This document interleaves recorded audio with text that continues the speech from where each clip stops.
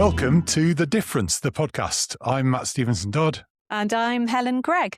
And this podcast is all about taking a deeper dive into the stories and the case studies contained in the book, The Difference, How to Understand, Measure and Maximise Social Impact.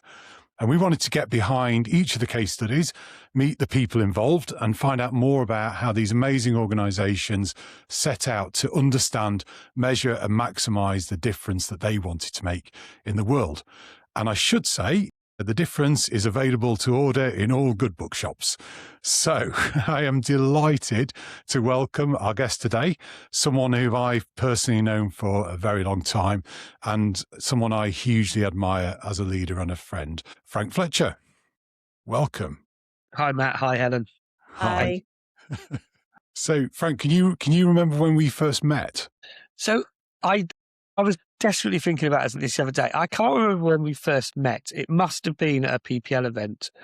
I do remember the conversation that we had on the day that you launched Trust Impact, and I picked the phone up to you. And I actually remember whereabouts in London I was, because I was there the other day with Carenza Morton, who you obviously know, who works together, and I was walking down that particular street. It's just behind Smithfield, not far from where my dad lives. And I was walking down the street and I said to Carenza, this is the street that I was walking down when I phoned Matt up and said, we need to sort out our impact. And I see you've just launched your company, Trust Impact, today. So let's do it.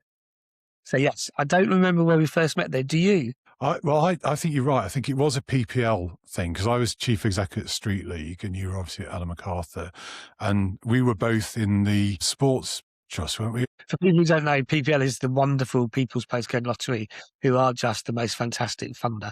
You got your plug-in for the book. I got my plug-in for People's Postcode Lottery, and they're wonderful year-on-year unrestricted funding. You're right. I mean, what an incredible organisation. Yeah, I think you're right. And I do remember that call because you were the first person to call me when I set out. And I was quite nervously setting out thinking, what have I done? And then Frank phoned and it's like, I think it's going to be all right. We're going to be okay. Well, you've always said that since, but yeah. Well, and we've just celebrated our 7th birthday, Frank. So that means officially you are our longest serving client of 7 years. Excellent.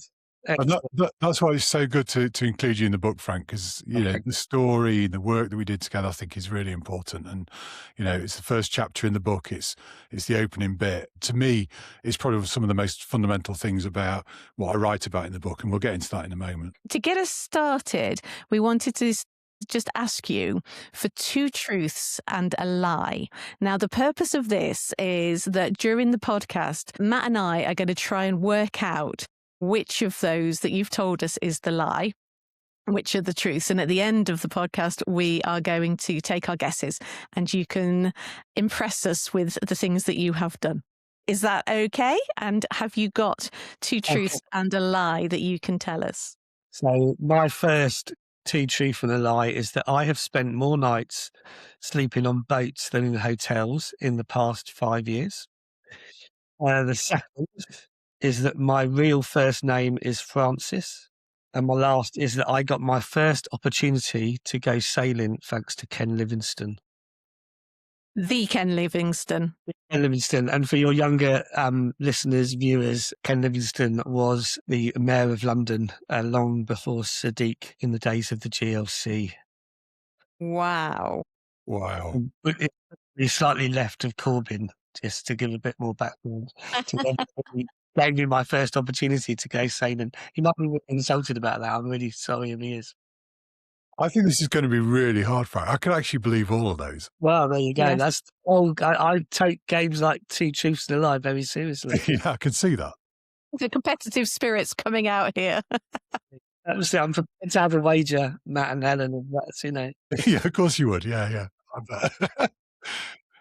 Just to give our listeners and viewers a little bit of a clue on this, can you give us a sort of 30-second background into Frank, where you might spill some beans, Frank? I don't know whether you're going to do possibly, although, as I say, I'm very competitive. So my name's Frank Fletcher. I'm the CEO of the Ellen MacArthur Cancer Trust. And I've spent the majority of my career basically working in organisations that support young people through outdoor activity. So, I don't know, this is the point of the podcast, so we'll talk lots about the difference, not do, but up until we had lots of conversations, Matt, we did lots of stuff in the outdoors and used that as a vehicle for change. So I spent most of my career doing that. For the last 20 years, I've been CEO of the Ellen MacArthur Cancer Trust, and we use sailing and outdoor adventure to help 8 to 24-year-olds believe in a brighter future following cancer treatment. I'd like to start really by asking you what the pivotal moment was for you that you realised you weren't focusing enough on impact. But what was something happening? Did you suddenly have a light bulb moment? What was it that made you realise it wasn't quite at the forefront of where you needed it to be? So I think that there was a pivotal moment, which I'll come to. I mean, I actually think, Matt, going back to Street League, I love football and I'm a London boy. And, when I first met you and you started talking about Street League, I was like, oh, wow, okay, that's really interesting. And then, I mean, it was impossible to have a conversation with you, Matt, about Street League without talking about impact. Yeah. Sorry about that. And that's a great compliment, by the way. And I think that's probably where my thinking started, because I sort of thought, wow, this is like, I can see why Street League works. So that was the start of like, oh, are we looking at this right? Are we, am I missing something here? But then there was just this moment where I realised, and I think actually other people in the organisation maybe got there before me actually, which was that actually we needed to be a different organisation rather than a do organisation.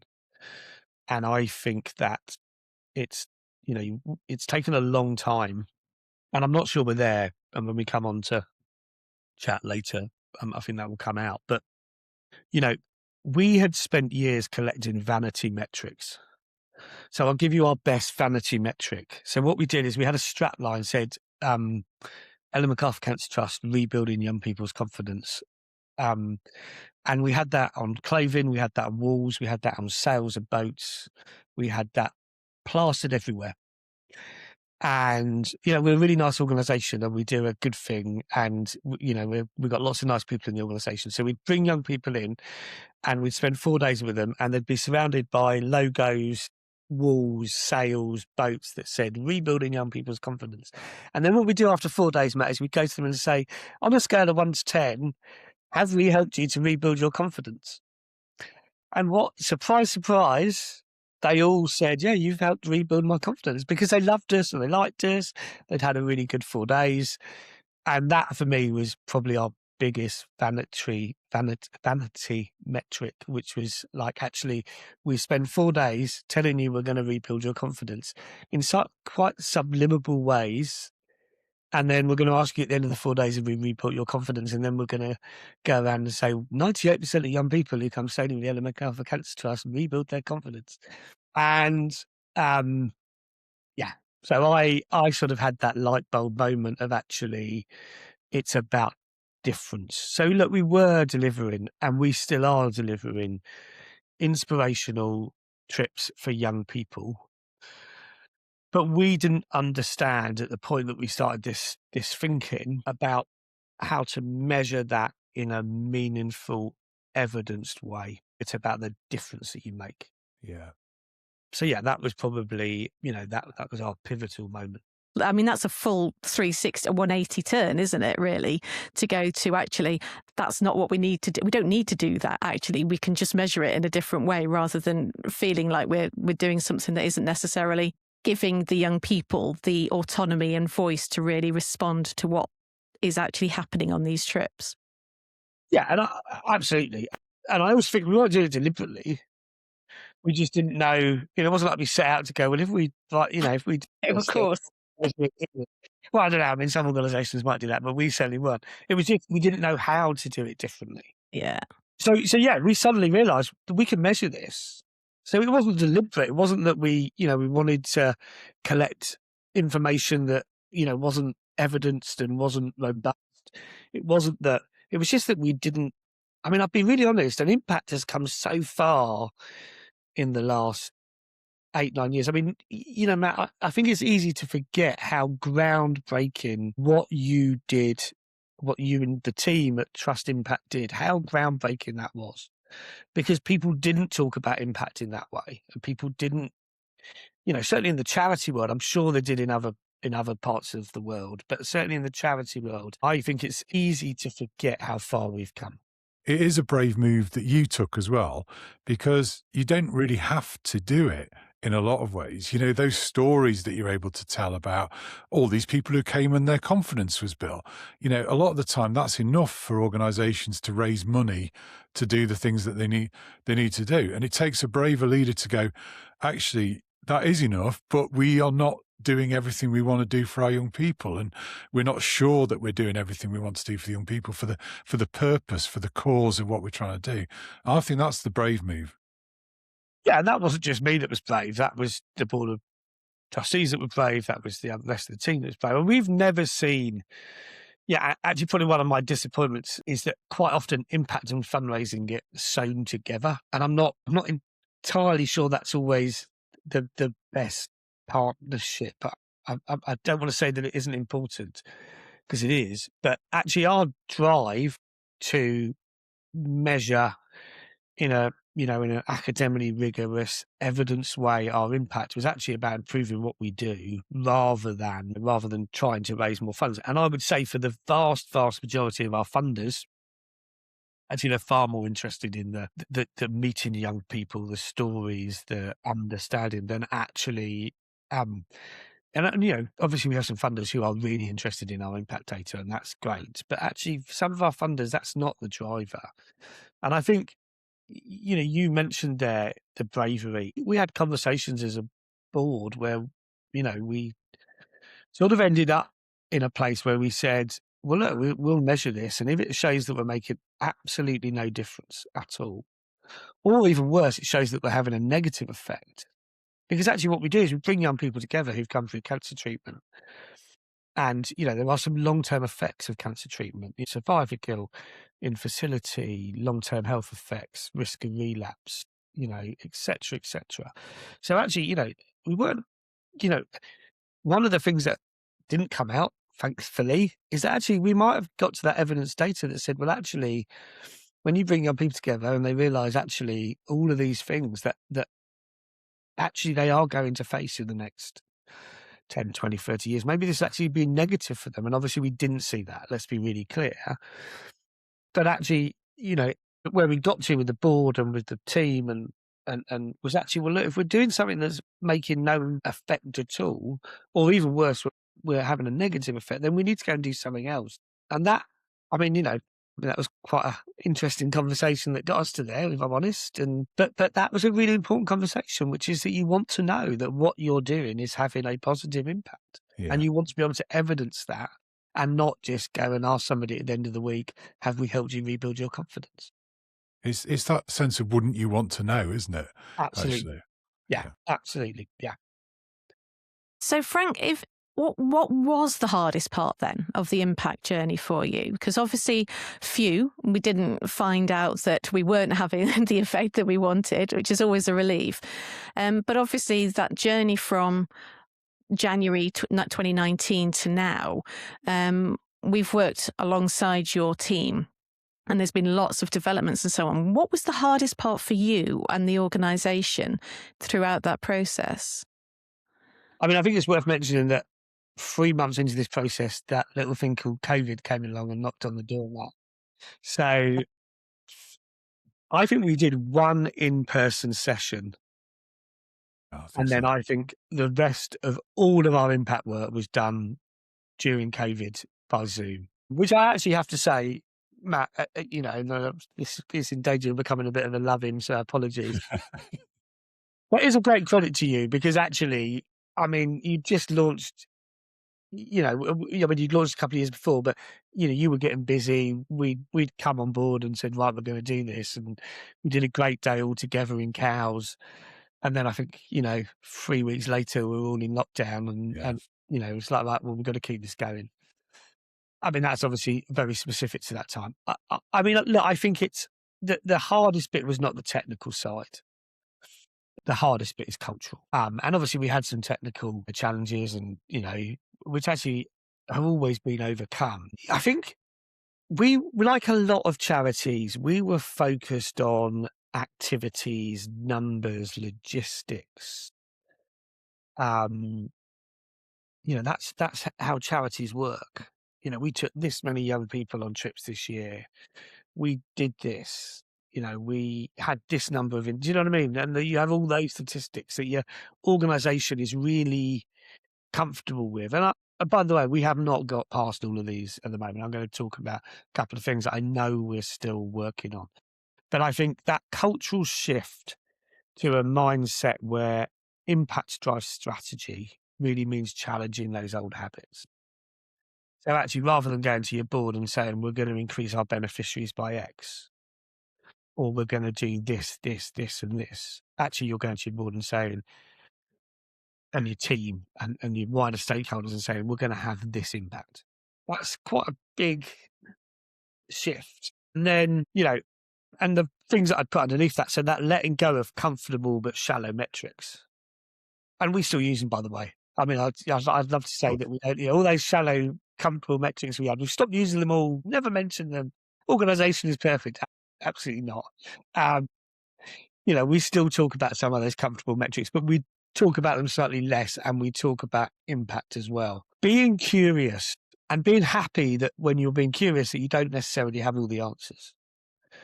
So, we have our wonderful impact dashboard. Anyone can go and see it. I'm sure you'll put a link in the show notes. Ellen MacArthur Cancer Trust /impact. But it doesn't always give you black and white. So what it does do is it gives you stuff where you go, I wonder why that's happening. Why are we seeing that? What's that about? That's quite uncomfortable as a charity because you're used to being the experts. We're going to do this. And that's going to mean that this happens. Off we go. And actually, that's not how the real world works. So you have to get that, again, this culture, you have to get to that. It's okay to be curious and to think about things and think about why that happened. And then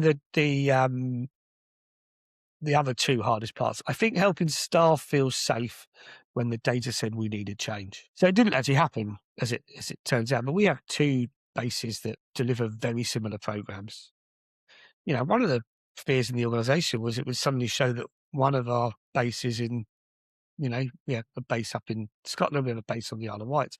One might be showing that it's having this amazing effect on impacting young people's well-being, and the other base isn't. Now, that didn't happen, so it's okay. But actually, that's, you needed to hold, staff needed to feel that they were going to be safe when data said we needed change.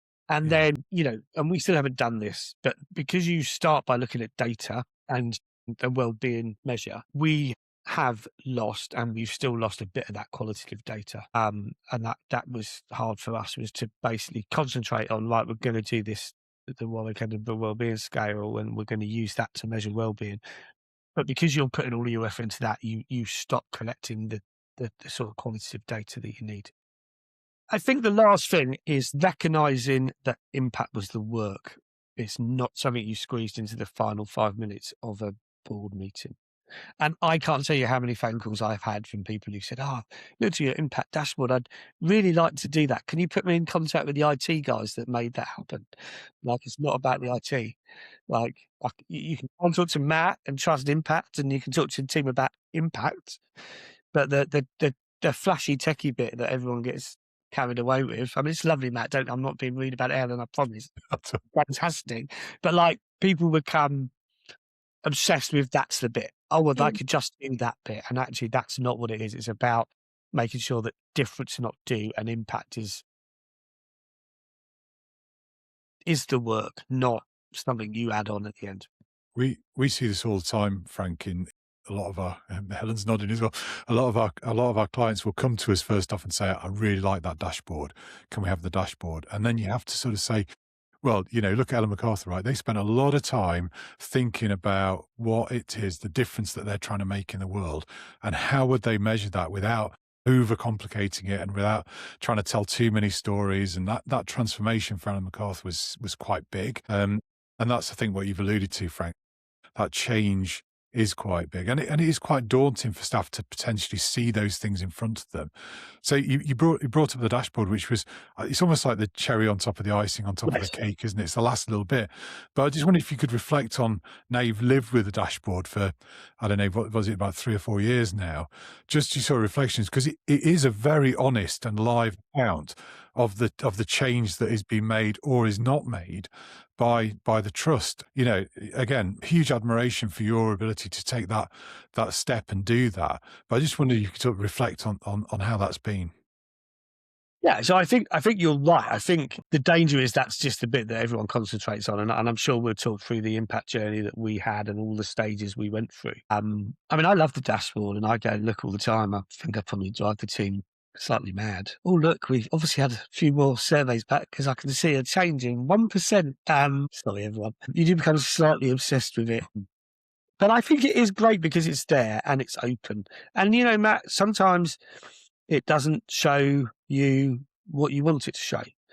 So, you know, while we've been on this impact journey, we've been on a journey around whether we are truly reflective of all young people recovering from cancer in the UK, and we're not. And, you know, we've spent an awful lot of time over the last, actually very similar to the time that we've spent working on our impact, working on how we become more reflective, how we reach young people that we're not reaching. You know, if you're a black young man in Birmingham, you're less likely to, in recovery from cancer, you're less likely to come and, you know, take part in the activities that the Ellen MacArthur Cancer Trust does than if you're a white young man from somewhere else in the country. But actually, equally, if we do get you through the door, actually, you know, some of our impact data shows that we're not having.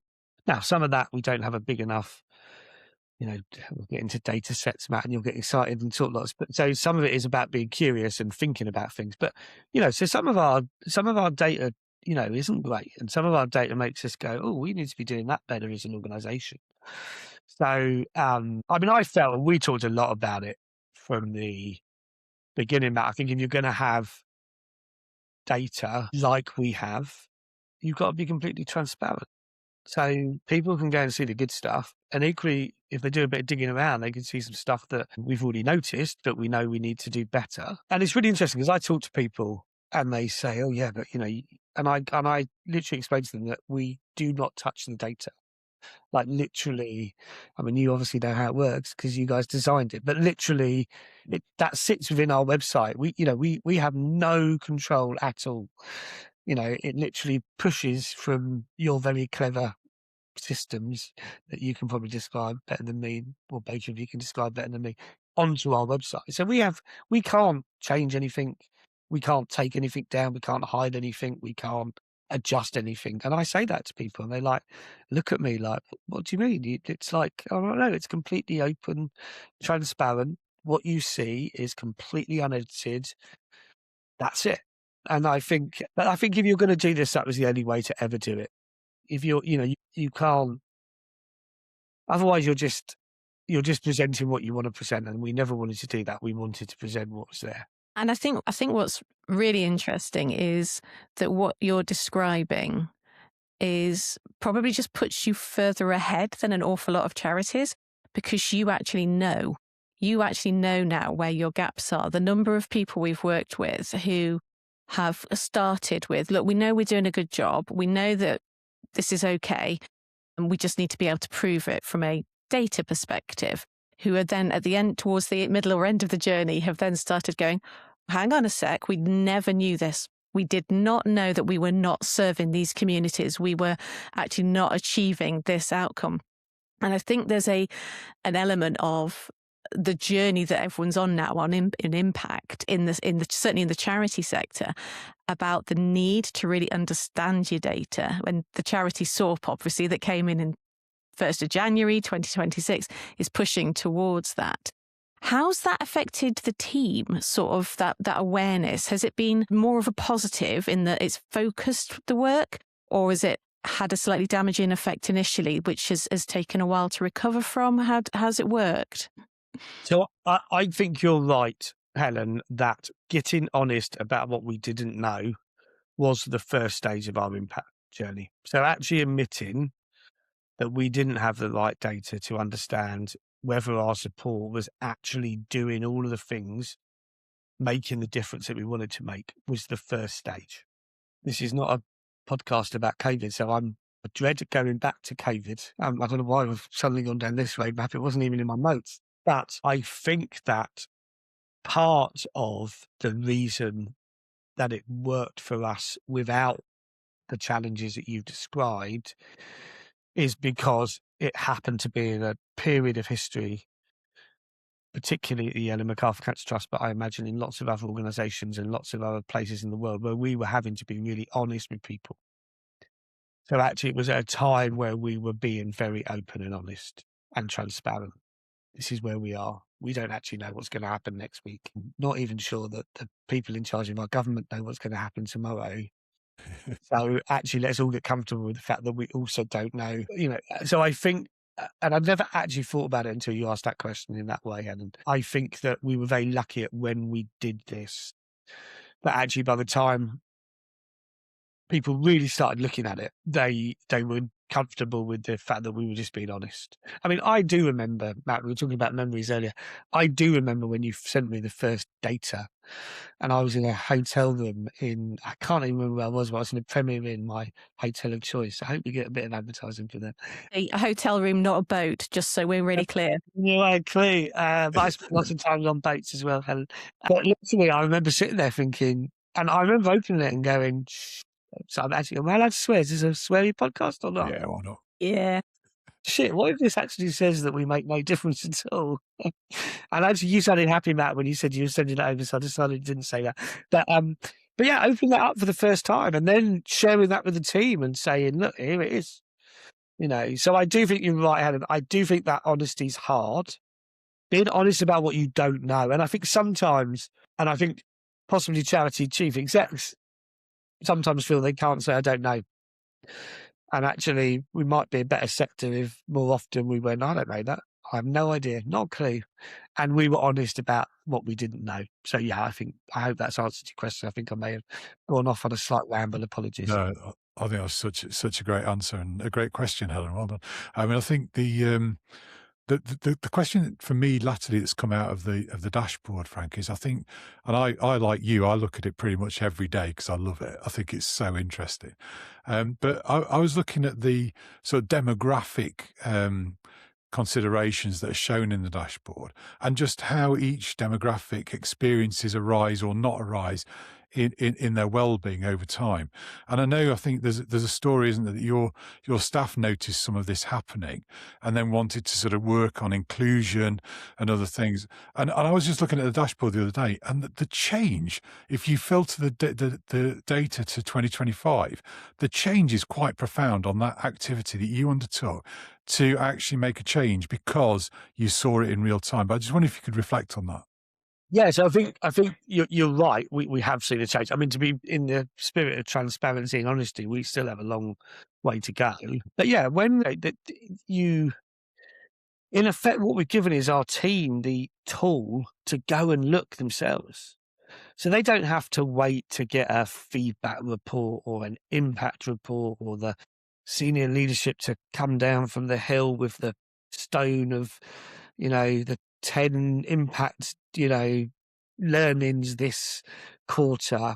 Actually, anybody in the organisation, be it, and we've got 250 volunteers, we've got 30 freelance skippers who are delivering on the front line. They're the people who, make it happen day in, day out. We've got a staff team. Every single one of them can go and look at exactly the same data that you're looking at. But, they can go and see exactly the same data that I can see, that you can see.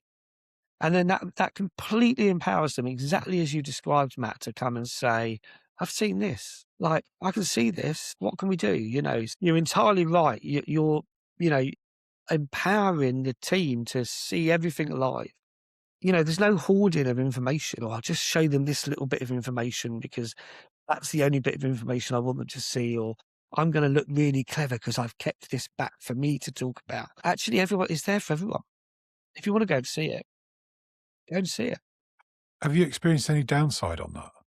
I think one of the downsides is that people are so used to seeing data that says 99% of young people rebuilt their confidence. I think sometimes your challenge is that because people are so used to seeing positive data, that when they see data that's actually far more evidence-based, and therefore doesn't show you that 99% of people had the most wonderful experience and everything is solved. And that's actually one of the conversations I had with a funder once, which was, that was a really good conversation, and they still funded us. So, I mean, it must have gone okay.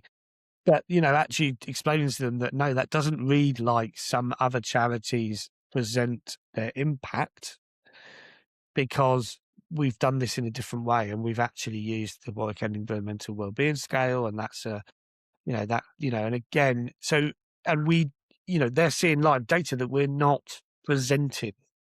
It's there, it's real. So yeah, so I think there is that, and that's probably an ongoing challenge, which is people being comfortable that our results are really good, but they're not 9 out of 10, 99%, because that's not how well-being works in young people. If you'll just indulge me for a moment in an anecdote. I used for years worked in housing, and every quarter we had to return a workbook to our local authority, and I would get very stressed about the outcomes that we were reporting on and what numbers they were and so on. And I was talking to a few colleagues across the sector one day, and they all looked at me as if I was mad, because I was giving them honest feedback. I was putting the actual numbers in the workbook and not making it up. Now, I'm not for a minute suggesting that happens on a large scale, but I couldn't believe it. I couldn't believe that people would do that. And I think that's one of the things that live data, transparent data, really does combat. But you're right, Frank, until the whole sector's doing it, it looks anomalous when you're being transparent. So, listen, I would like to take us back a little bit, if that's okay, because I'm conscious we started this section by saying everyone wants the dashboard, and all we've done is talk about the dashboard. And Frank, you did mention several things that had been challenging in the journey. Could you just very quickly talk us through what your impact journey was with Trust Impact, just sort of highlights or headlines, if you like, about what stages you went through? That first bit we've talked about, getting honest about what we didn't know, so important. I think then actually the most important work, Matt, that you did with us, and you were very much involved in our one in person, and I love the lifeboat analogy. So we redefined our purpose, our need, and our vision. What difference are we making? Why are we here? Sorry, not in general in the world, just the Ellen MacArthur Cancer Trust.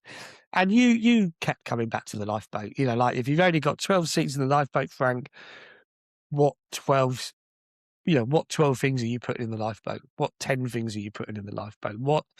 And actually, this really shouldn't be a podcast about COVID. We then went into COVID. It was incredibly useful, because we were like, no, we know what our lifeboat is, because we've sat in a room with Matt and we've said, this is our lifeboat. And so that redefining purpose, need, and vision.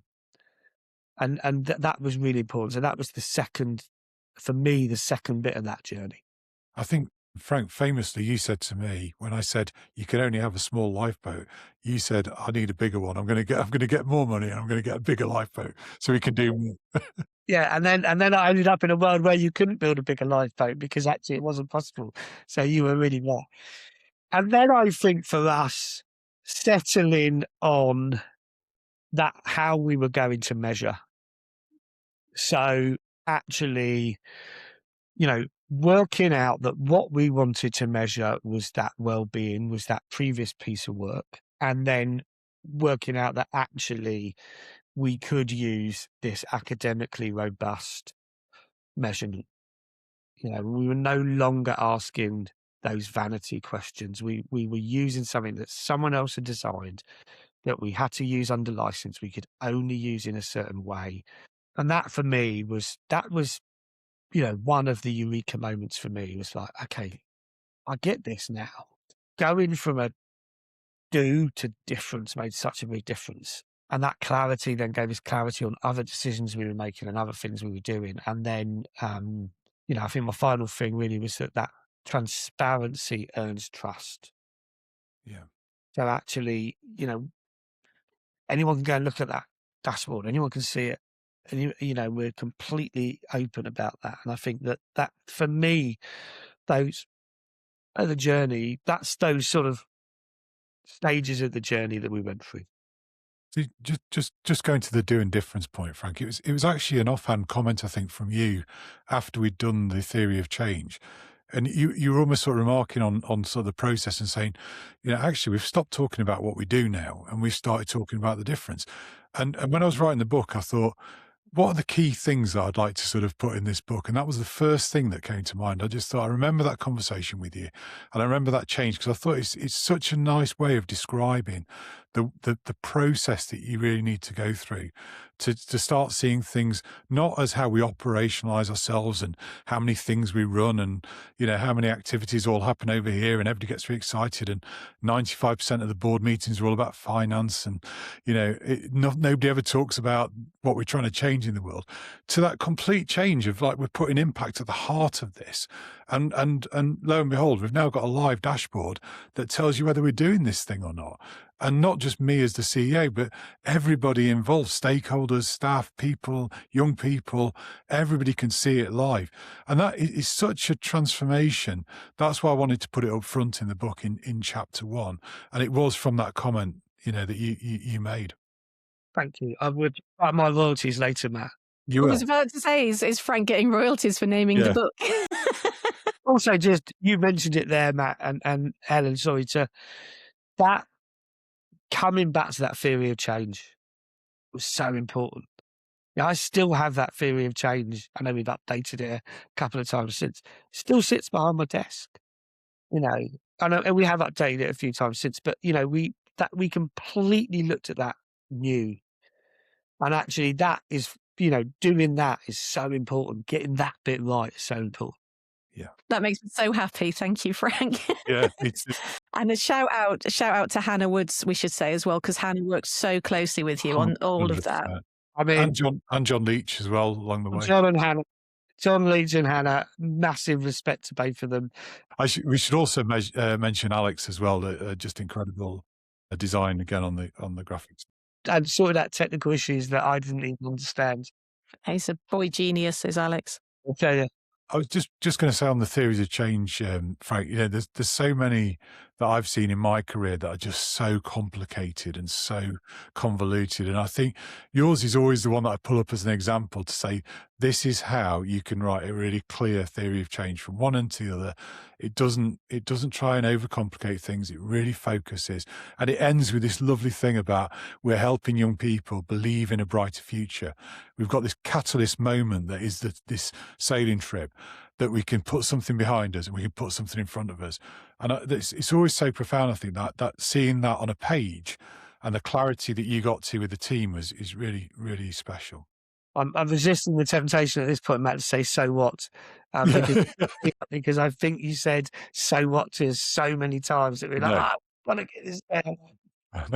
You just relieved when we got to believe in a bright future. Revenge is sweet. So, Frank, we've talked a little bit about the risks involved with this. How do you build a culture where there are upsides to taking risks in pursuit of impact? Because it's scary. People don't like risk in the charity sector, I've found. I did get a little bit of advance warning on some of these questions. And actually, when I looked at this question, I thought I have no idea how to answer it because I'm not sure we're there yet. And I think it's with difficulty. So, honestly, joking aside, it's really hard. And I honestly don't think we're there. And I think it's really difficult to build that culture. Yeah. And I think you almost just got to chip away at it slowly but surely. And I think you're right, as a sector, we're really bad at this. I mean, there was an organisation years ago, not even an organisation, an event, I think, called Pizza for Losers. Do you remember that, Matt? Was that a thing?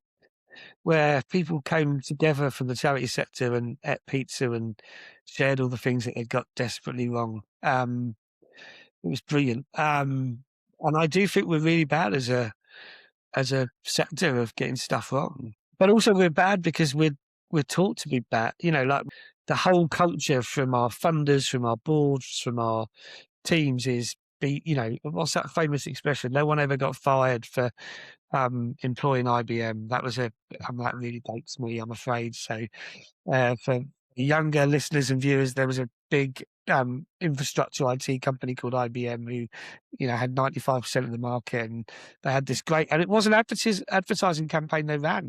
No one ever got fired for using IBM, and that was 30 years ago, maybe 35. And I think the charity sector is still there. Like, no one ever got fired for doing the safe thing. The nice glossy annual report with nice photos in it. Absolutely. Actually, why would you want to tell people that there are some things that you could be doing better? I remember, and another shout out to a great person, Kate Lee did when Kate was at Young Lives, she did an impact report, and it was the first impact report I'd ever seen where there was a page that said the things that we haven't got right. I mean, you probably remember it, Matt, as well. I do. And I remember the whole of the sector went, oh my God, like they're admitting that there's things they did that didn't work. And it was like a major thing. Like people were like, oh my God, that's really brave. And you think about it now and you think, that's mad. But actually, it's still the culture of the sector. So how did we build a culture? I don't think we have. I think we've moved it along a little bit. And I'm not sure we're there yet. But yeah, and it's really hard. It's really hard to go, we tried this and it didn't work. I just find it fascinating that in the charity sector, we work with some of the most complicated situations in the entire country. And yet the people who give us money, the people who are judging us or so on, just expect us to get it right first time, 100% of the time. It's like, there is no magic wand here. I find it one of those ongoing confusing aspects when I talk to people, along with I want 99 pence of every pound to go to the frontline service users, but we won't get into that. And look, this is a rabbit hole, so you can edit it out. But we do it in society. Like, government make U-turn is a headline, and it's a terrible thing because the people who are in charge of the things that really matter to us, like the NHS and schools and all of those things that really matter, they do a policy, they have a policy, and then they get 2 months down the line and they realise it's the wrong policy, and they go, oh, that's the wrong thing to do. Let's not do that. And then suddenly it's like, my God, it's a U-turn. They should resign and blah, blah, blah. Like, now, hold on a minute. I've tried something. It hasn't worked. So they're going to try something else. Like, that's how it should work. That's good management. Yes, they tried it. It wasn't right. They're going to do something different. Isn't that great? It is. It's, yeah, I've been very lucky. I have a job that I absolutely adore, and I have a wonderful board, and I've been chief exec for a very long time. And therefore, actually, I do feel confident enough that I can try things. And because I have a supportive board, and because, I've been here a while and I have a track record, if I did try something tomorrow and it didn't work, I feel that I probably would still be chief exec 6 months later. But I think there are young chief execs in roles that have just started, that perhaps don't have the supportive board that we have, that feel like, oh my God, if I do that and it goes wrong, I'll be out of my job and I've got to pay the mortgage. And therefore, actually, we become really, we don't do the things we should be doing. Just to that saying that came to mind, that risks are okay, but it's how you mitigate risks, isn't it? It's how you think about risks. And actually, the fact that you've been there for so long and that you're so trusted and your team are so trusted, yeah, and you're so transparent, allows you to go and do these extra things. Whereas a new CEO in place, maybe with a new board, there's no trust yet, there's no kind of relationship. You've got quite a lot to get through before you can get to those sort of levels of trust. Yeah, absolutely. Yeah.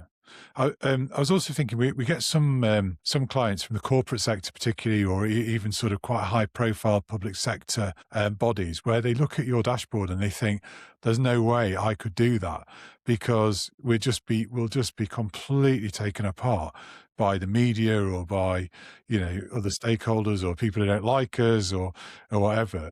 I'll have the media knocking on the door tomorrow now. Yeah. Yeah, but we're all a bit afraid of the Daily Mail test, aren't we? It's like what they're going to say if this comes out, or this doesn't work, or this doesn't happen. And I think I was just reflecting on whether that was easier or more difficult for the work that you've done than, say, a high-profile sort of public body where they can't do it. And you might say, actually, they should do it. You know, if we all did it, we'd be in a much better place. It's a really good question. Both my children are well past school age now and off having various different adventures. But, you know, wouldn't it have been great when my kids went to school that I could see complete transparency from, you know, the local comprehensive in Cowes that said, you know, here's our data, completely, you know, open, transparent. But you never get that. You know, maybe there is something unique about the charity sector that allows us to do that. And whether that's how we're funded or whether that's, you know, how we're governed or whether that's, but yeah, I think you're right. I think the more transparency you could have across all sectors, the better it would be. Yeah. So I think we're just going to start wrapping up now, Frank. But I think just to finish us off before we come back to your 2 truths and a lie, when is your work done? When is the work of Ellen MacArthur Cancer Trust done? So it's a really interesting question for us because, in a funny way, we aren't going to affect when our work is done, which does lead the question: should we be doing something different? So, in answer to your question, when would our work be done? I mean, actually, it's when young people come through treatment and they don't need our support. And we've been involved with Young Lives versus Cancer and CCLG and a couple of other charities now who worked on the Darlington research that we undertook, and then the North Star, collective that we're all that we're involved in now, which is actually looking at how do we make systemic change to how young people are treated. So our work will actually only be done where, you know, treatments are kinder, young people get psychological support, you know, at the point of diagnosis, they have trauma-informed diagnosis, they get psychological support through treatment, you know, all young people get good outcomes. So in terms of when can we shut our doors, probably not for a very long time, and actually probably not entirely in our control. I think this is a really interesting question, and cut this out if it's too long. You know, there was a charity called Toe in the Water that took servicemen who were injured in the Iraq War and the Afghanistan War and lost limbs, and they took servicemen competitive sailing, and it worked brilliantly because what people who've been in the army and lost a arm or a leg really missed was competitive sport. But actually, it was really difficult to compete at the same level. And they were brilliant. They did some fantastic work, and they did it really well. And I remember talking to the guy who'd started this charity. Basically said, you know, Lloyd said, we need to stop because, you know, thankfully we're no longer fighting wars in Iraq and Afghanistan, and therefore, you know, people are not being sent home, you know, injured. And I always remember having this really great conversation with Lloyd. He was very sensible about it. And he basically said, people don't want us to close our doors because they like the charity. And he says, I keep having to say to people, we're not needed anymore because, you know, thankfully we're not sending young men out to, you know, that part of the world. And thankfully they're not losing their arms or their legs, and therefore they're not coming back and needing our support. And it was a really interesting conversation because I'm so pleased you're asking it, because actually charities do need to think about how do we put ourselves out of business. And I suppose for us, it's a really interesting question because we're probably not in control of being able to close our doors. And there's that amazing quote from Desmond Tutu about at some point you have to stop pulling bodies out of the river and you have to go upstream and find out why they are falling in. It's one of my favourite quotes in the world. Yeah. And you're right. And maybe actually to finish, you know, on the fact before the 2 lies, or 1 lie and 2 truths, which is actually maybe we should be thinking also about, and we are taking part in this piece of work to work out how we put ourselves out of business. Yeah. Yeah.